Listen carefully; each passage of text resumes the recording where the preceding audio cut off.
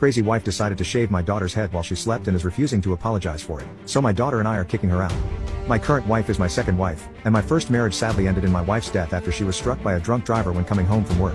My current wife can be a control freak when it comes to my daughter sometimes, and despite being her stepmother, she acts like her mother and insists on being called mom by her. Of course my daughter protests against this, and this has led to a very strained relationship between them. I often end up getting in between them whenever they fight and usually try my best not to pick sides, but I usually find myself agreeing with my daughter. For example, when my wife first moved in a year ago I told her she is not to try to replace my daughter's mother. She can take care of my daughter, but she is not to demand to become her mother. She instantly disagreed with me and told me she was her mom now and my daughter will be following her rules. We had a fight about it where she eventually relented. However, despite her words at the time, she has not followed through with her promise. My daughter is 13, and my wife has her on an 8 p.m. curfew. I usually tell my daughter that if she comes back at 9 it's okay, but my wife protests of course and we usually get in fights over this curfew rule. The first huge argument between my daughter and wife happened around 6 months ago and it was because my daughter had went to see